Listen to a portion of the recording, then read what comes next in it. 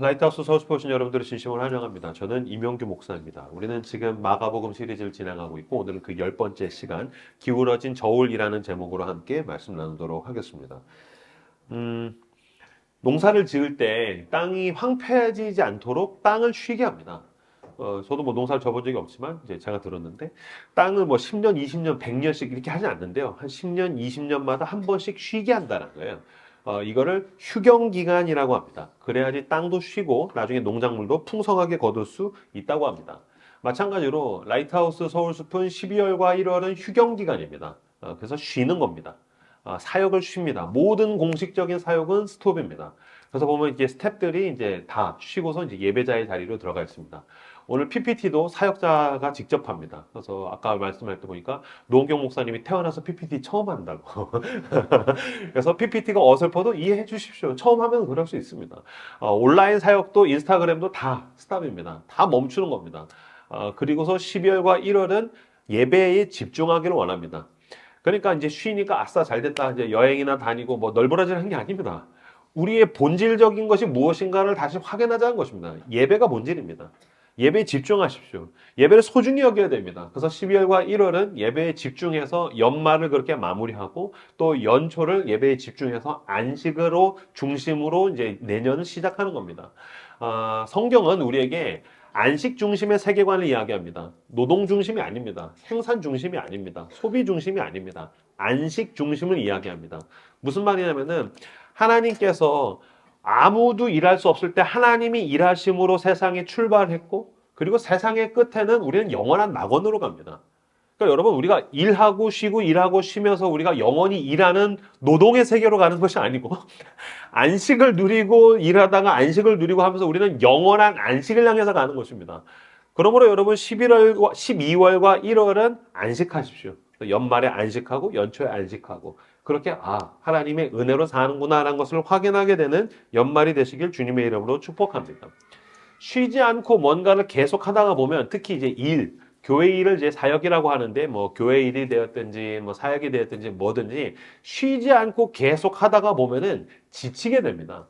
특히 이제 교회 일, 봉사 이런 걸 쉬지 않고 계속 하다가 보면은 여러분 사역을 왜 합니까? 봉사를 왜 합니까? 교회에서 왜 섬깁니까? 은혜가 원동력입니다. 그러니까 은혜가 커서 하는 겁니다. 그러니까 교회에서 무슨 섬김을 하든지 어떤 일을 하든지 봉사를 뭘 하든지 왜 하냐면 은혜가 커서 하는 겁니다. 그러니까 하나님이 나를 사랑하신다는 게 너무 놀라워서 하나님이 나 같은 사랑받을 자격이 없는 죄인을 사랑하신다는 게 너무 크니까 내가 뭔가를 돕고 싶고 섬기고 싶고 막 내 돈을 쓰고 싶고 시간을 쓰고 싶고 그런 겁니다. 그러니까 은혜가 원동력입니다. 은혜는 무엇입니까? 은혜는 자격 없는 자에게 주어지는 하나님의 사랑을 말합니다. 나는 얼마나 죄인인가? 나는 이 정도의 죄인인데 어떻게 하나님이 나를 사랑하시는가? 이 자격 없는 자에게 그 하나님의 사랑이 부어지면서 막 놀라워하고 경이로워하고 막 그러다가 내가 뭔가 나도 하고 싶다. 그래서 사역을 하고 섬기고 봉사를 하기 시작합니다. 근데 계속해서 쉬지 않고 안식 없이 뭔가를 하다가 보면은 어느 순간인가 이게 교묘하게 바뀝니다. 액센트가 하나님의 은혜, 하나님의 사랑으로부터 뭐로 옮겨옵니까? 내가 지금 뭐 하고 있어? 내가 지금 봉사하고 있어. 내가 섬기고 있어. 내가 지금 뭔가 교회를 위해서 뭔가를 하고 있어. 내가 헌금을 하고 있어. 내가 하는 무언가에 액센트가 오게 됩니다. 그러면 은혜가 원동력이라서 그 결과로서 내가 섬기고 봉사하는 건데 내가 액센트가 나한테로 오기 시작하면 그때부터는 뭐가 생기냐면 보상 심리가 생깁니다. 내가 이거 하고 있으니까 내가 뭔가를 얻어야 되지 않을까? 그러니까 전문 용어로 이제 본전 생각이 나는 겁니다. 그러니까 내가 이걸로 뭐를 얻을 수 있을까? 이런 생각이 납니다. 그때부터 이제 문제가 발생하기 시작합니다. 첫 번째, 어떤 생각을 하냐면, 뭐 나 없으면 이 교회가 뭐 굴러가겠냐? 뭐 이딴 생각을 하게 됩니다. 나 없으면 이 교회가 굴러가겠냐? 뭐 그러다가, 어느 순간인가는 내가 박수를 받으면 우쭐해지고, 사람들이 나를 몰라주면은 그때부터 슬슬 짜증이 납니다. 아니, 내가 이렇게까지 열심히 하는데 날 몰라준다고? 아마 그건 여러분이 회사에서 하는 일들도 비슷할 겁니다. 내가 인정받으면 우쭐해지고 사람들이 날 몰라주면 막 억울해집니다. 그러면서 또 나처럼 뭔가 안 하는 사람들을 보면은 열불이 납니다. 너 왜 안 하냐? 너 왜 그러고 있냐? 너 왜 회사에서 너 뭐 월급충이냐? 월급 루팡이냐? 너 왜 그러고 있냐? 막 그러다가 또 그럼 자기보다 더 잘하거나 열심히 하는 인간 보면 또 이것도 짜증납니다. 왜 사람들 저 사람만 인정해주지? 왜 쟤만 잘 나가는 것 같지? 그러니까 양쪽으로 다 있는 거죠. 그런 식으로 짜증이 납니다. 그리고서 무엇보다도 뭔가 내 주변에서 어떤 인간이 있으면 티내고 싶고 잔소리하고 싶어집니다. 나처럼 하란 말이야. 이런 마음들이 생깁니다. 이거를 성경에서 뭐라고 이야기하냐면은 자신의 의로움, 그래서 자기의라고 이야기합니다. 자기의. 성경에서 자기의라고 하는데 자신의 의로움, 그래서 righteousness, 의가 나에게 있다. 자, 로마서 10장 1절에서 3절 말씀 같이 앞에 화면을 보시고 로마서 10장 1절에서 3절 같이 읽겠습니다. 시작. 형제들아, 내 마음에 원하는 바와 구하는 바는 이스라엘을 위함이니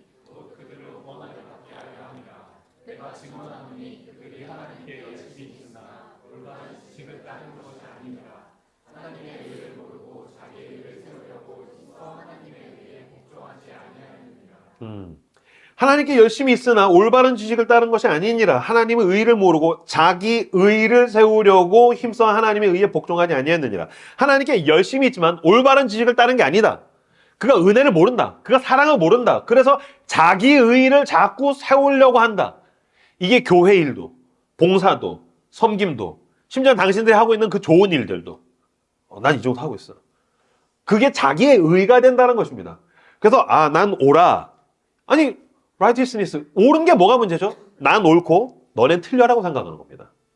난 너랑은 달라라고 생각하는 겁니다. 그래도 난 너보다 나아라고 생각하는 겁니다. 심지어 나는 하나님께 그래도 사랑받을 만한 자격이 있고 넌 없지 라고 생각한 겁니다. 이게 자기 의를 가진 사람들의 문제입니다. 근데 성경은 뭐라고 얘기합니까? 그게 교회일 뿐만이 아니라 세상에서 돈과 지위와 명예와 그 어떤 것이 됐든지 자기의 힘과 자기의 공로와 자기의 의로는 하나님께 갈 수 없다라고 이야기합니다. 모든 사람이 죄를 범하며 하나님의 영광에 이르지 못하더니 하나님과 연결되지 못합니다. 하나님과 연결되지 못한다는 것은 그냥 믿음이 없다는 수준이 아니라 그게 나를 채워주지 못합니다. 그게 나에게 진정한 만족이 되지 못합니다. 그게 나에게 진정 내 심령을, 내 가난한 영혼을 풍성하게 만들어주지 못합니다. 그러니까 자기 의를 가진 사람은 계속해서 악순환하게 만듭니다. 티내고 싶고 짜증나고 근데 뭔가 내 마음은 공허하고 이걸 뭘로 채워야 될지 몰라가지고 세상에 가면서 계속해서 싸구려 위안을 구하면서 사람들을 갈구면서 그렇게 뱅뱅 돌게 되더라는 겁니다. 자기의는 굉장히 다양한 지점에서 나타납니다. 제가 교회 안에서 봤었을 때 교회에서 진짜 무서운 인간 어떤 인간인지 아십니까? 성경 백독한 사람입니다. 성경 백독한 사람. 성경 백독한 사람 주변에 가시면 안 됩니다. 성경 백독한 사람 주변에 가면은 웬만한 인간들은 뭐 목사고 뭐가 없습니다. 웬만한 사람은 다 지옥의 불쏘시개입니다. 야, 너는 성경도 안 읽고 막 그러면서 진짜 무섭습니다.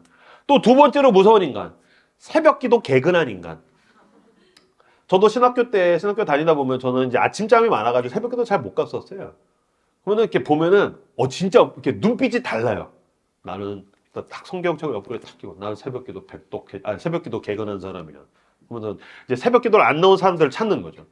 그러다가 이제 이명규 같이 타락한 전도사가 걸리면 네가 어찌 주의 종으로서 새벽기도도 안 나오냐. 그러면 눈빛 자체가 재수가 없습니다. 그럼 피해야 됩니다. 딱 보면 저 눈빛이 좀 재수 없는데 오만한데.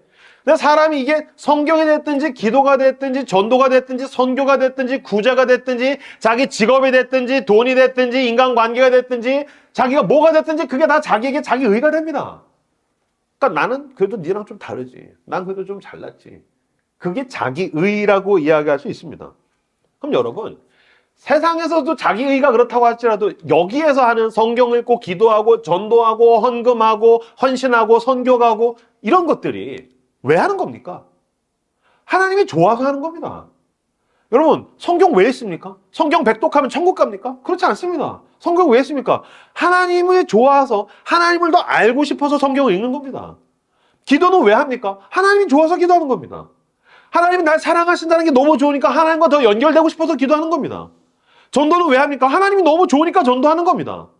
뭐 전도에 많이 해가지고 14만 4천 명이 들어가는 건 신천지입니다. 그건 하나님의 교회입니다. 그건 이단이에요. 하나님이 좋으니까 전도하는 거라고요. 헌금 왜 합니까? 하나님이 좋으니까요.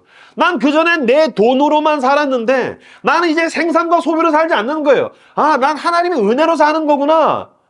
자본주의, 돈이 주인이 된 시대 가운데에서 난 돈으로 살지 않아, 자본으로 살지 않아, 생산과 소비로 살지 않아, 난 하나님의 은혜로 살아라는 것을 가장 실제적으로 신앙 고백하는 게 헌금입니다. 그 실험과 시도가 헌금입니다. 그게 너무 좋으니까 헌금하는 거예요. 은혜로 사는 게 좋으니까요.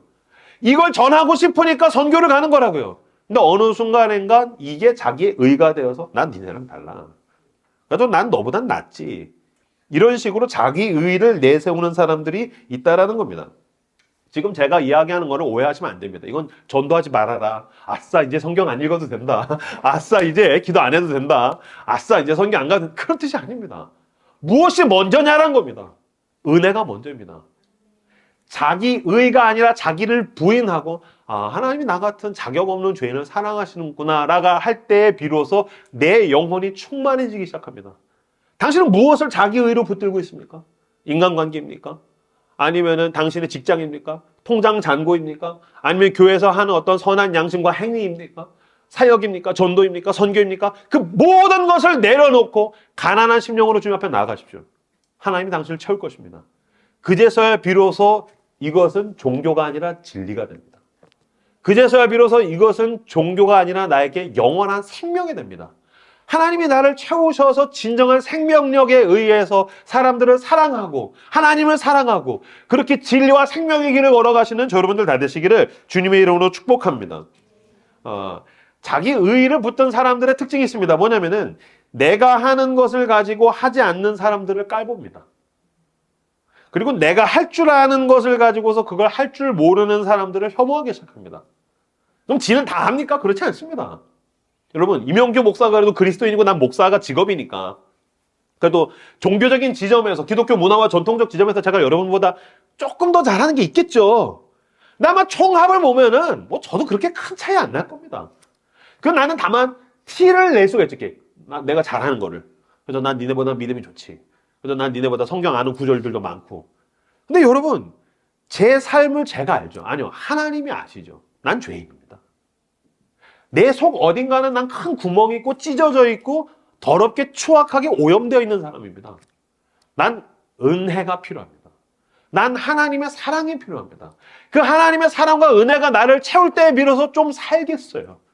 근데 내가 그걸 가지고 하나님 쫓아가다가 뭔가를 붙들고 그게 자기 의가 되면서부터는 내가 사람들을 깔보기 시작할 때가 있어요. 아유, 저 인간 저게 그리스도인이랍시고 저 선교도 안 가고 저 전도도 안 하고 저 주일날 여행 가는 놈들 벼락 맞으려고 그렇게 생각하지 않아요. 이건 예화예요. 난 그렇게 생각하지 않아요. 근데 어쩌다 보니까 속마음이 나올 수도 있는 거잖아요. 어쨌든 그렇게 생각하지 않아요. 농담이야 진실 어쨌든 헷갈리는데 그런 건 자기 의라고 이야기하는 것입니다. 오늘 본문에는 자기 의를 가진 사람들이 나옵니다. 마가복음 7장 1절에서 2절 말씀 같이 읽겠습니다. 마가복음 7장 1절에서 2절 읽겠습니다. 시작.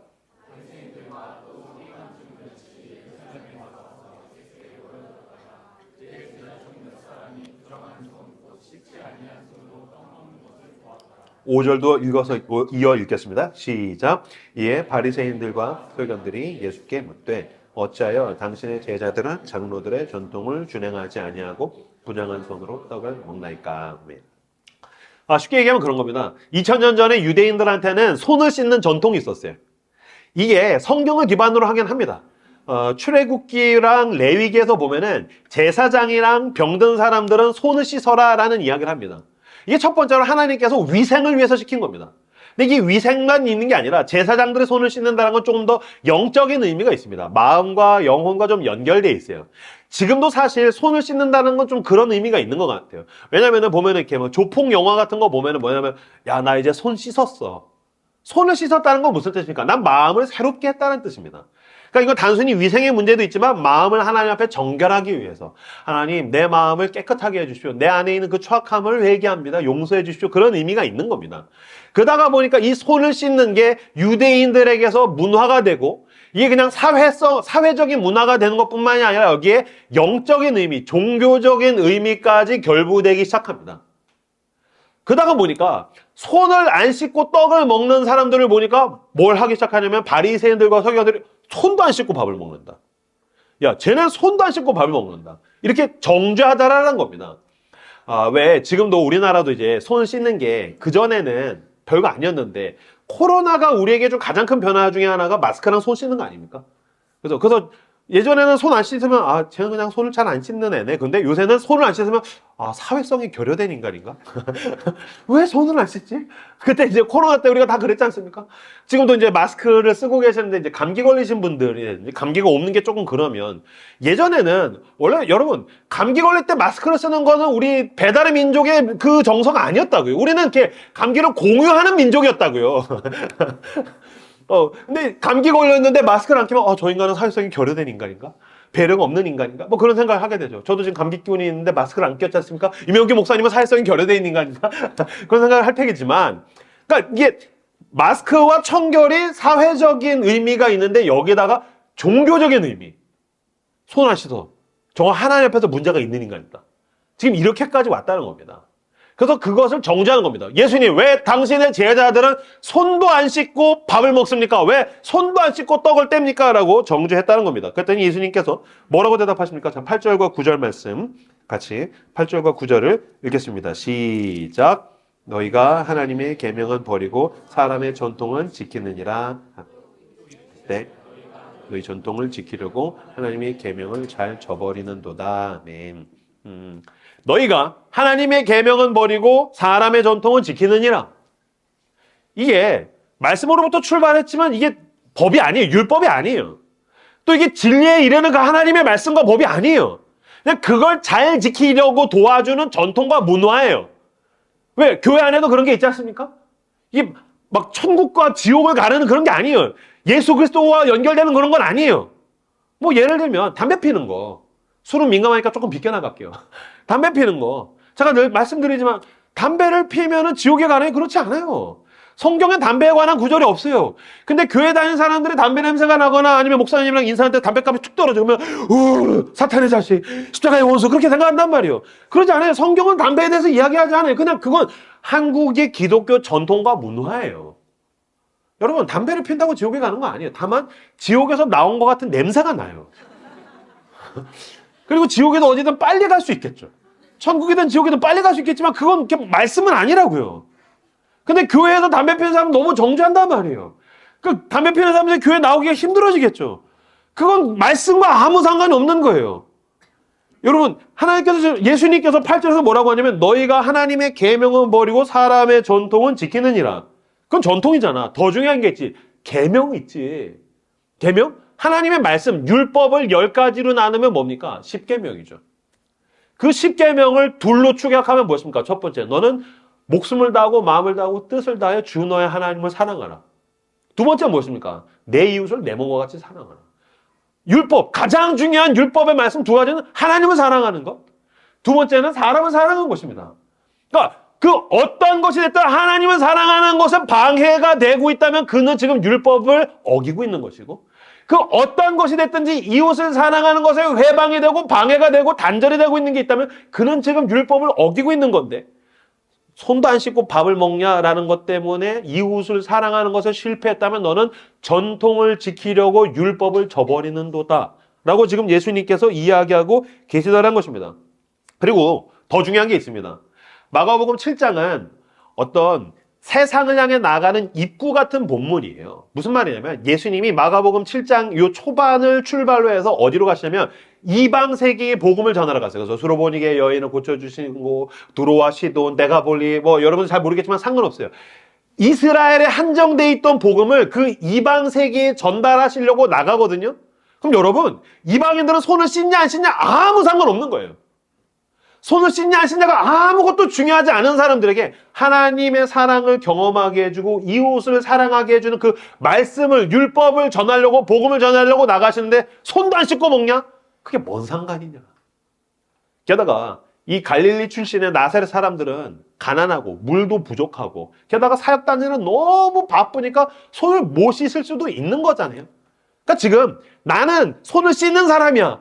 요 하나에 붙들려가지고 저 사람에게 어떤 사정이 있었는지도 상관없고 지금 하나님이 어떤 일을 하시는지에 대해서도 아무 상관없이 왜 손 안 씻냐? 그러니까 지가 손 씻으니까 그거 하나만 잡혀있는 사람을 향해서 주님께서 지금 왜 너는 그것만 중요하냐? 특히 여기서 뭐라고 하시냐면 외식하는 자야. 근데 여기서 외식이 나가서 밥 먹는 뜻이 아니고 외식이 원어로 보면은 연극적인 행동을 하다. 그러니까 마음의 깊은 곳에 있는 게 우러나와서 하나님이 너무 좋아서 내가 담배를 끊고 하나님이 너무 좋아서 성경을 읽고 하나님이 너무 좋아서 내가 헌신을 하고 선교를 가고 하나님이 너무 좋아서 마음과 행동이 연결되어 있는 게 아니라 마음은 아니에요. 근데 연극적인 행동을 하는 거예요. 그러다 보니까 억울하니까 너 왜 안 했어? 너 이거 했어? 너 저거 했어? 그들을 향해서 너희들은 지금 연극적인 행동을 하고 있고 하나님의 말씀, 더 중요한 걸 몰라. 손 씻는 게 중요한 줄만 알지 넌 하나님의 마음을 몰라. 이웃에게 복음과 사랑을 전달하기 위하는 하나님의 마음을 몰라. 그들을 사랑하고 섬기길 원하는 그 예수님의 마음을 몰라. 넌 손 씻는 것만 알아. 그건 그리고 그렇게 중요한 건 아니야. 라고 주님이 지금 이야기하고 계시더라는 것입니다. 자기 의에 빠진 사람은 자기 의에 빠진 사람들의 가장 큰 문제는 뭐냐면 남들에겐 어떤 일이 일어나고 있는지를 모른다는 겁니다. 자기 의에 빠진 사람들의 가장 큰 문제는 남들에겐 어떤 일이 일어나고 있는지에 대해서는 관심도 없고 그걸 모른다는 데 있습니다. 유명한 얘기인데 어떤 할아버지가 어떤 남자 노인께서 지하철을 타셨다라는 거예요. 광란의 1호선. 모든 빌런들이 집 앞에 있는 그 1호선 딱 탔어요. 근데 이분은 이제 나라를 지키는 것에 굉장히 헌신적이신 분이신가 봐요. 나이가 70대가 넘으셨는데도 해병대복을 입으신 채로 태극기를 닌자처럼 꽂고서 딱 탄 거죠. 나는 정의를 지키겠다. 굉장한 거죠. 이제 딱 탔는데 세상에 정의를 회방하는 걸 본 거죠. 노약자석에 이 MG 한 명이 앉아 있는 거예요. 남자 청년이 이 노약자석에 앉아 있으니까 이 정의의 할아버지가 딱 가가지고서 그 앞에 이렇게 서서 헛기침을 한 거죠. 근데 이 남자 청년이 여전히 노약자석에 앉아 있는 거죠. 난감한 표정으로. 그러니까 그때부터 이제 이 할아버지가 일갈하게 잡아줘. 어디 젊은 놈이 노약자석에 앉아 있고 어르신이 오셨는데 너희 때문에 이 자파 빨갱이 하면서 당장 일어나 나가 하면서 막 혼냈다는 거예요. 근데 이 남자가 이제 일어나가지고서 걸어가는데 보니까 쩔뚝거리면서 가더라는 거예요. 무슨 얘기예요? 장애인이었던 거예요. 자기 의에 빠진 사람의 가장 큰 문제는 타인에게 어떤 일이 일어나고 있는지에 대해서 무관심하다는 데 있어요. 타인에게 전후 사정이 어떤 일이 있었는지 모른 채 내가 원하는 것, 내가 지켜야 되는 것, 난 이게 소중해, 난 이걸 지켜야 돼. 여러분, 내가 감정적으로 옳다고 느낀다고 해서 옳은 건 아니에요. 심지어 그 사건과 상황에 대해서 내가 옳을지라도 전후 맥락을 봤었을 때 옳은 게 아닐 수도 있어요. 내가 봤을 때 그 사람이 지금 틀린 행동을 하고 있을지라도 전후 맥락을 봤었을 때는 그 사람이 옳을 수도 있고 내가 틀릴 수도 있는 것입니다. 그러면서 성경에서 말한 것은 뭐냐면은 주님, 나는 죄인입니다. 주님, 나는 판단할 수 없습니다. 우리는 판단을 빨리 하고 사랑을 더디게 하려고 하는데 하나님은 판단을 중지하고 사랑을 빨리 하기를 원하시다는 거예요. 한나 아렌트라는 유명한 철학자가 있어요. 한나 아렌트. 이 사람이 만든 개념 중에 악의 평범성이라는 개념이 있습니다. 악의 평범성. 이 사람은 2차 세계대전을 겪은 사람이에요. 2차 세계대전 때 아우슈비츠에서 그 수많은 유대인들이 학살로 죽어나갔죠. 가스실에서. 이때 그 학살의 주범 중에 하나가 아돌프 아이히만입니다. 아돌프 아이히만. 그 아돌프 아이히만이 그 수많은 유대인들이 죽는 데에 그걸 다 운영하고 가스실로 보내고서 그 아돌프 아이히만, 그러면 사람들이 악마라고 생각했다는 거예요. 그래서 전쟁이 끝나고 이스라엘의 첩보부대가 아르헨티나에 숨어있는, 아르헨티나가 하여튼 숨어있는 그 아돌프 아이히만을 체포합니다. 그리고 1960년에 유대인들이 이스라엘에서 그를 재판합니다. 그때 이 한나 아렌트라는 이 철학자가 그때 기자로서 취재하러 가요. 그때 취재하러 가서 아돌프 아이히만의 재판 과정을 보면서 한나 아렌트도 충격을 받고 그 자리에 있는 모두가 충격을 받아요. 첫 번째, 악마라고 생각했던 그 사람이 너무 평범하게 생긴 아저씨라는 것에 충격을 받아요. 너무 온순하고 그냥 동네에 있는 것 같은 아저씨인 거예요. 두 번째 충격은 뭐냐면 아돌프 아이히만은 자기에 대한 죄책감이 없어요. 그는 뭐라고 얘기하냐면 나는 그냥 공무원처럼 내게 맡겨진 일을 충실하게 했을 뿐이다. 도장을 찍고 이렇게 하라고 수행하라고 요청을 하고. 그러니까 그는 일종의 공무원으로서 난 충실하게 일했을 뿐인데 내가 왜 악마냐? 왜 나를 악당이라고 이야기하냐? 나한테 무슨 문제가 있냐라고 막 따져요. 거기에서 한나 아렌트가 충격을 받고 이걸 어떻게 이해해야 되지? 라고 하다가 그렇구나. 구조적인 악 속에 들어가면 아무리 평범한 사람도 악마화될 수 있구나. 그래서 악의 평범성이라는 개념을 말합니다. 이때 한나 아렌트가 유명한 말을 했어요. 재밌는 말을 했습니다. 다른 이들의 삶을 상상하지 못하는 무능함 혹은 멍청함이 악의 뿌리이다. 악이 뭐라고요? 가서 직접적으로 해코지 하는 거? 괴롭히는 거? 악마처럼 막 아니요. 다른 이들의 삶을 상상하지 못하는 무능함. 저 사람이 저 자리에 앉아 있는데 이유가 있겠지. 저 사람이 말을 저렇게 하고 행동을 저렇게 하는데 이유가 있겠지. 저 사람이 여전히 저런 버릇을 고치지 못하는 데 이유가 있겠지. 다른 이들의 삶을 상상하지 못하는 무능함 혹은 멍청함이 악의 뿌리이다. 사랑하려고 하려면, 용서하려고 한다면 뭐 해야 됩니까? 그를 판단하기 전에 먼저 사랑하려고 해야 되고, 사랑하려면 포용적인 이해가 필요합니다. 어떤 일이 있었던 걸까? 그 전후 사정이 혹시 있지는 않을까? 여러분, 예수님은 어떤 분이십니까? 그는 온 세상의 심판자이십니다. 온 세상에 홀로 유일하신 재판자이십니다. 재판장이십니다. 근데 그분이 어떻게 하셨습니까? 그는 오셔서 옳고 그름을 나누셨어야 됩니다. 그는 오셔서 모든 죄인을 지옥으로 보내셨어야 됩니다. 근데 그분께서 어떻게 하셨습니까? 판단을 하실 수 있는 유일한 분이 오셔서 모든 죄인을 끌어안고 살아가셨습니다. 빌립보서 2장 제가 읽겠습니다. 5절부터 너희 안에 이 마음을 품으라 곧 그리스도 예수의 마음이니 그는 근본 하나님의 본체시나 하나님과 동등됨을 취할 것으로 여기지 아니하시고 오히려 자기를 비워 종의 형체를 가지사 사람들과 같이 되셨고 사람의 모양으로 나타나서 자기를 낮추시고 죽기까지 복종하셨으니 곧 십자가에 죽으심이라.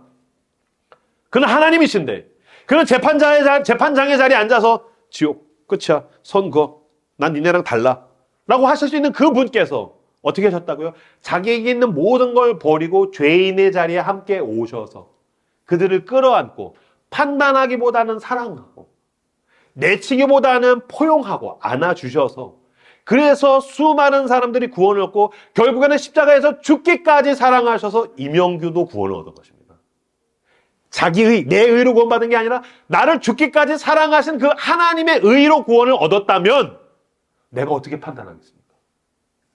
나는 상상할 것입니다. 저 사람에게 어떤 일이 있지 않을까? 나는 판단하기보다 사랑하기 위해서 몸부림칠 것입니다.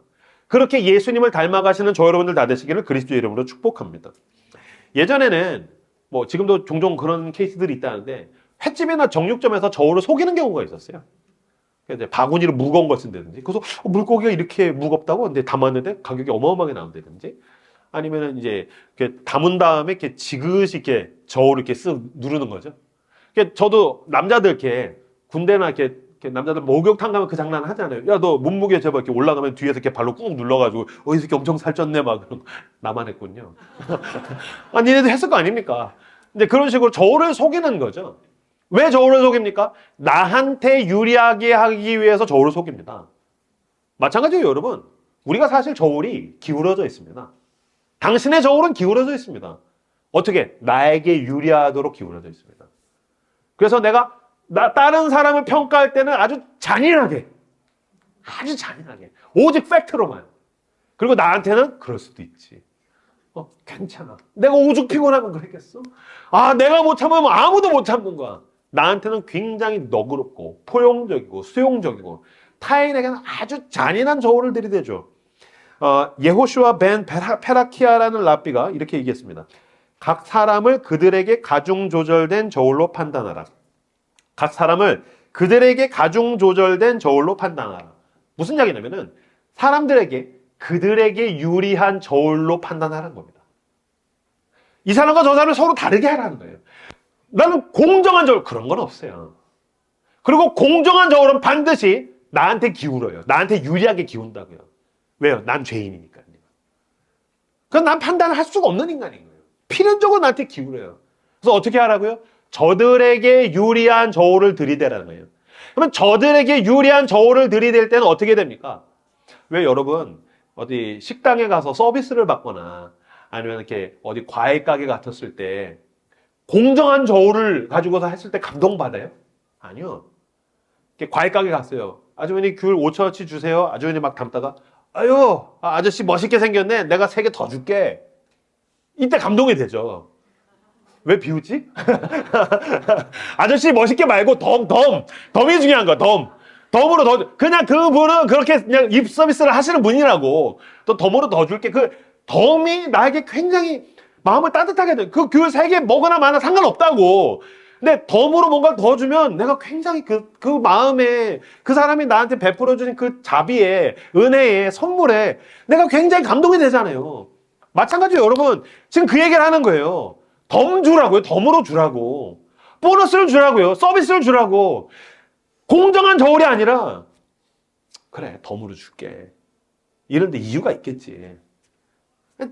우리 교회 보니까 저 사람 뭐 늘 그런 사람은 아니야. 저 사람 저렇게 말하고 행동하는데 뭐 이유가 있겠지. 가족끼리, 부부끼리, 연인끼리.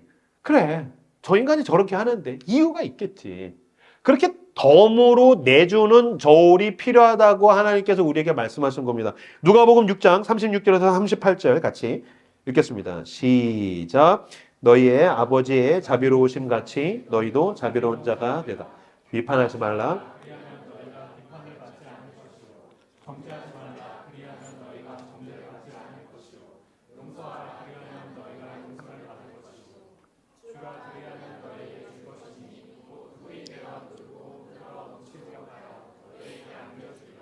너희가 헤아리는 그 헤아림으로 너희도 헤아림을 도로 받을 것이니라. 아멘.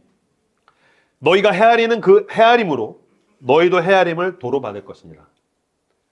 여러분, 덤을 줘야 합니다. 그들에게 기울어진, 그들에게 유리한 저울을 사용해야 됩니다. 왜 그렇습니까? 너희가 헤아리는 그 헤아림으로 도로 헤아림을 받을 것이니라. 이거는 우리가 헤아려지지 않으면 넌 잔인한 저울을 가지고서 평가받게 된다는 뜻이 아닙니다. 주님께서 우리에게 어떻게 헤아려 주셨습니까? 그걸 기억하라는 겁니다. 주님이 얼마나 놀라운 사랑과 은혜로 나를 헤아려 주셨습니까? 마치 내가 죄가 없는 것처럼 그리스도의 십자가 앞에 나가 회개했더니 내 죄를 그의 저울에서 제거하지 않으셨습니까? 그리고 오직 사랑으로만 그 무게를 달아주지 않으셨습니까? 나를 자녀라고 끌어안아주지 않으셨습니까? 나에게 놀라운 축복을 부어주시지 않으셨습니까? 그렇다면 내가 어떻게 다른 사람들에게 잔인한 저울을 되겠습니까? 내가 이게 이러면 안 되는데 그러다가 그래 내 죄가 더 무거워. 그러니 너 괜찮아. 네가 무슨 짓을 하든지 내 죄가 더 무거워. 네가 뭐라고 나한테 행동하든지 내 죄가 더 무거워. 십자가를 바라볼 때마다 난 결국은 죽을 수밖에 없는 죄인 아닙니까? 그 십자가에 죽을 수밖에 없는 죄를 내 저울에 달면 그 사람은 가벼워지는 거죠. 그 사람에게 유리한 저울을 사용해서 그런 헤아림으로 함께 우리가 사랑할 때에 이곳에 하나님의 평화가 임하게 될 줄로 믿습니다. 당신의 가정에 그 평화가 임하기를, 당신의 직장에 그 평화가 임하기를, 나로 인하여서 우리가 그들에게 유리한 저울을 달고 넘어가 주고 덤으로 주고 자비를 베풀어 주어서 우리가 가는 곳곳마다 특히 이 겨울에 이 지구 어딘가에서 전쟁으로 죽어나가고 있는 이런 시대 가운데 우리가 가지고 있는 저울 때문에 계속해서 그 사랑이 우리로부터 출발해서 이 도시를 채우고 바다를 건너가서 결국엔 땅 끝까지 흘러가게 되는데 저와 여러분들이 쓰임받게 되길 주님의 이름으로 축복합니다. 우리나라 동화 중에 의 좋은 형제라는 이야기가 있어요. 의 좋은 형제 아시죠? 두 형제가 있는데 형이 농사를 먼저 짓고 있었는데 동생이 형 나도 농사 짓고 싶어 뭐 하다가 망했는지 왔다라는 거예요. 그래서 형이 동생을 받아들여 줬어요. 동생이 같이 농사를 짓는 가운데 결혼도 합니다. 결혼을 하고 나서 가을이 돼서 추수를 했습니다. 추수를 거두었어요. 볕단을 거둔 다음에 형이 참 기가 막힌 형인 것 같아요. 절반을 딱 잘라가지고 동생을 내줬다라는 거예요. 자기 땅인데 자기가 동생을 거둬줬는데도 절반을 잘라서 동생 너 이거 다 가져. 그래서 집 앞에다가 이제 볕단 이만큼 쌓아놨는데 형이 자려고 이렇게 누웠다가 내 동생이 농사를 처음 졌으니까 이놈이 참 고생을 많이 했는데 뭔가 더 좀 격려도 해주고 싶고 무엇보다 동생이 이번에 결혼했으니까 좀 식량이 더 필요하겠지? 곡식이 더 필요하겠지? 그래서 볕단 하나를 어깨에 짊어지고 동생네 집에 가가지고서 줬다는 거예요. 동생도 자려고 누웠다가 아이고 우리 형님의 은혜로 내가 이렇게 추수해서 수확을 많이 거뒀네. 근데 형님네는 식구가 많으니까 식량이 더 많이 필요하겠지? 재산이 더 필요하겠지? 그래서 동생이 자기 그 볕단에 있는 한 짐을 짊어지고서 형네 집에 가가지고 거기다 얹혀놨다는 거예요. 다음날 또 똑같은 짓을 또 했다는 거예요. 왜 볕단이 그대로지? 그래서 또 가지고서 형이 동생네 집에, 동생은 형네 집에. 보니까 또 그대로여서 왜 그대로지? 그래서 형은 동생네 집에, 동생은 형네 집에. 그러다가 한 일주일쯤 되었을 때 서로 짊어지고 가다가 길에서 마주쳐가지고서 우하하하 웃으면서 그래서 일주일 동안 우리 그 볕단이 그대로였구나 하면서 막 웃었다라는 거예요. 참 마음이 따뜻해지는 얘기이긴 하지만 여러분 자세히 생각해 보세요. 재산 증식의 관점에서 아무것도 늘어난 게 없어요. 그들은 왜 이런 바보 같은 수고로운 노동을 계속한 거죠? 일주일 동안 노동했는데 저녁에 대리운전을 땄다면 돈이라도 벌었겠지. 근데 이 바보 짓을 계속했는데 왜 우는 거지? 근데 여러분 재산 증식의 관점에서는 아무런 수확이 없는데 그냥 그렇게 끝난 겁니까? 아니죠. 무엇이 남았습니까? 나를 사랑해주는 형이 있어. 나를 사랑해주는 동생이 있어. 내가 동생을 생각해주는 건 전혀 무의미한 일이 아니었어. 그 사랑과 은혜가 이 형제를 채우고 이 형제를 더 돈독하게 만들었죠. 제가 설교 준비하려고 보니까 이 동화의 제목이 의 좋은 형제예요. 야, 오늘 설교를 딱 맞지 않습니까? 자기 의에 사로잡혀서 니네는 틀리고 난 너랑 다르고 너네는 나빴고 그게 아니라 진짜 의, 하나님의 의. 나를 사랑하시는 그 사랑 때문에 나도 사랑을 거저주고 덤으로 주고 저들에게 유리한 저울을 할 때에 우리 가정이 의 좋은 가정이 되고 우리 교회가 의 좋은 교회가 되고 당신이 가면 그곳에 자기 의가 아니라 그 하나님의 사랑으로부터 기인하는 의 좋은 하나님의 나라가 이 가운데 가득하게 되시기를 주님의 이름으로 축복합니다. 그래서 그것은 자기 의로 되는 것이 아니라 하나님이 나에게 놀라운 헤아림, 덤, 사랑과 은혜가 왔으니 나도 이것을 나누겠다라고 할 때 우리 가운데에서 그런 의 좋은 일들이 나타나게 될 겁니다. 십자가는 무엇입니까? 너를 위해서 나를 바치는 삶을 사는 것입니다. 이게 다 은혜야. 근데 저 사람은 이유가 있겠지. 그러니 손 건네주고 마음을 건네주고 물질을 건네주고 내 삶을 내어주고 예수님께서 어떻게 하셨습니까? 죽을 수밖에 없는 죄인인 우리를 위해서 십자가에서 대신 죽으셔서 모든 걸 내어주셔서 사랑하신 거 아닙니까? 십자가란 너를 위해서 나를 내어주는 삶이고 너를 위해서 나를 바치는 삶입니다. 이게 우리가 가야 할 길입니다. 이 길에 놀라운 사랑과 평화가 우리를 채운 줄로 믿습니다. 우리나라에 전설적인 탈옥수 중에 신창원 씨가 있어요. 신창원 씨. 보니까 20대 초중반들은 잘 모르더라고요.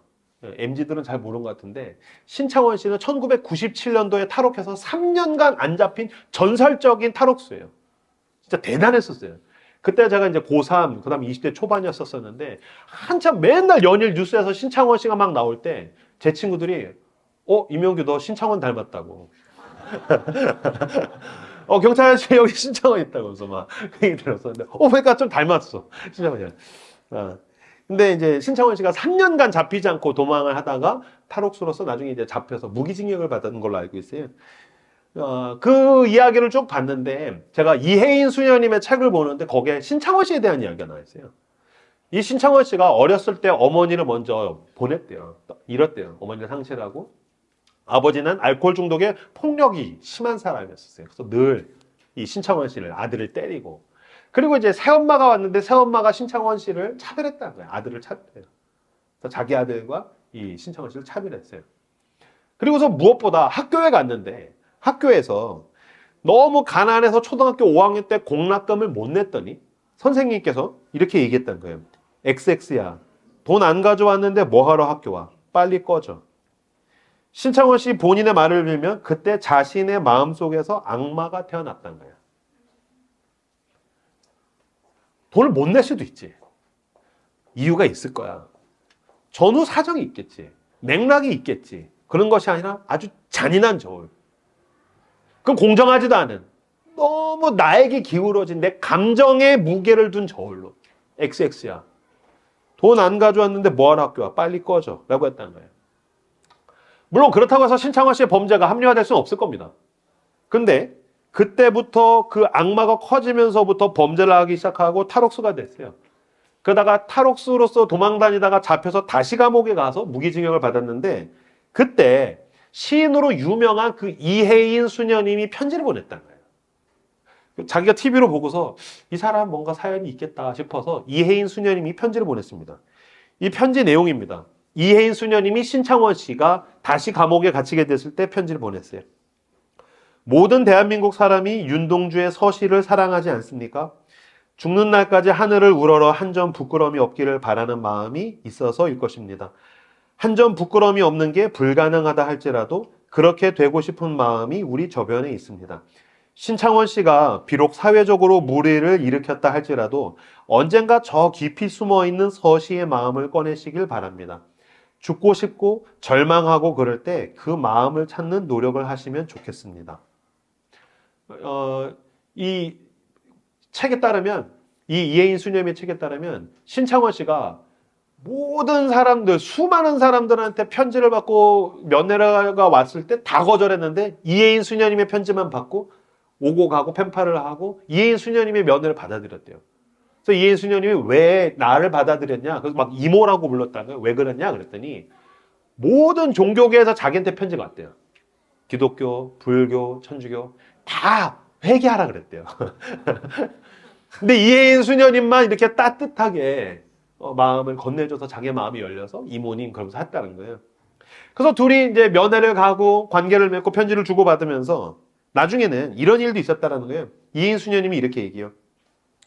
신창원 씨가 평범한 삶을 살지 못했지만 그이한테서 다정다감한 인품이 느껴집니다. 이혜인 씨가 이혜인 수녀님이 신창원 씨에 대해서 얘기한 거예요. 신창원 씨가 평범한 삶을 살지 못했지만 그이한테서 다정다감한 인품이 느껴집니다. 사람들이 만나면 자기 얘기만 하잖아요. 신창원 씨는 상대를 중심에 두고 말해요. 청송교도소 무시무시한 데서 창살을 사이에 두고 만났는데 저보고 이래요. 수녀님, 먼 길 오시느라고 수고 많으셨습니다. 근데 수녀님, 눈가에 좁쌀 같은 게 왜 그리 많은가요? 위가 안 좋아 소화가 잘 안 되면 그런 게 날 수 있으니까 병원에 가셔서 내시경이라도 꼭 한번 찍어보셔요. 그래서 그런가? 그래서 이혜인 수녀님이 진짜 내시경을 찍었는데 진짜 암이 발견된 거예요. 그래서 이제 치료를 받았어요. 그래서 뭐라고 하냐면은 신창원 씨 덕분에 자기가 암을 발견하고 살았다라는 거예요. 이 책의 인터뷰에서 이혜인 수녀님이 이렇게 얘기합니다. 손가락질 받는 이라 해도 마음 안에 계신 예수님을 무시하면 안 됩니다.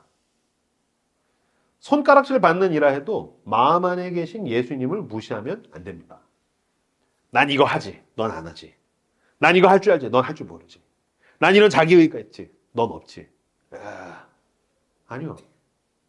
그 속 안에 있는 예수님을 무시하시면 안 됩니다. 하나님이 사랑하는 사람입니다. 예수님 십자가에서 믿음 좋은 사람을 위해서 죽으신 것이 아니라 모든 사람을 위해서 죽으셨습니다. 모든 사람을 사랑하셨습니다. 모든 사람을 위해서 부활하셨습니다. 그리고 모든 사람이 구원을 받기를 원하십니다. 그리고 우리가 그 일에 함께 동참하기를 원하십니다. 그게 예수님의 마음입니다. 그렇게 나아가서 그 마음을 품고 이유가 있을 거야. 그 사람의 편에 서서 죄인을 끌어안은 예수님을 닮은 저 여러분들 다 되시기를 주님의 이름으로 축복합니다. 반주해 주시겠습니까? 이혜인 수녀님의 이야기로 마무리를 짓기를 원합니다. 오늘 설교의 주제이기도 합니다. 인간이 사는 곳에서는 어떤 기가 막힌 문제가 나올 수 있어요. 죽어도 저러면 안 돼. 그럴 게 아니라 저럴 수밖에 없는 내가 모르는 이유가 있겠지 하면서 수용하는 관대함이 필요해요. 손을 씻냐 안 씻냐. 내가 하는 걸 저 사람이 하냐 안 하냐. 어떻게 이런 말과 행동을 하느냐가 아니라 죽어도 저러면 안 돼 그럴 게 아니라 저럴 수밖에 없는 내가 모르는 이유가 있겠지 라고 하면서 수용하는 관대함. 주여 그걸 우리에게 주시옵소서. 이 시간 함께 기도할 때 예수 그리스도의 십자가 앞으로 나아가며 무엇이 보이십니까? 저는 영적으로 파산한 죄인인 이명규가 보입니다. 끝까지 자기 의를 붙들고 있는 그 가련한 죄인인 내가 보입니다. 주님께서 나를 사랑하셔서 내가 구원을 얻었고 내가 그 영원한 생명을 얻었습니다. 그러므로 내가 말할 것은 나의 나 된 것은 오직 주의 은혜입니다. 이 놀라운 사랑으로 나를 채우고 나면 타인과 이웃을 바라볼 때에 내 시선에 그 예수님의 사랑이 생깁니다. 비천한 자기의를 붙들고 판단하고 정죄하던 나를 회개하게 됩니다. 저럴 수밖에 없는 내가 모르는 이유가 있겠지 하는 수용성과 우호적인 판단을 주여 나에게 주십시오. 판단을 보류하고 사랑을 실천하는 내가 되게 하여 주옵소서. 판단을 멈추고 사랑을 먼저 하는 내가 되게 하여 주옵소서. 판단은 더디게 하고 사랑을 무엇보다 먼저 빨리 하는 내가 되게 하여 주시옵소서 라고 기도하는 우리가 되기를 원합니다. 이 시간 우리에게 주신 말씀들을 붙들고 함께 기도하며 나아가도록 하겠습니다. 기도합시다.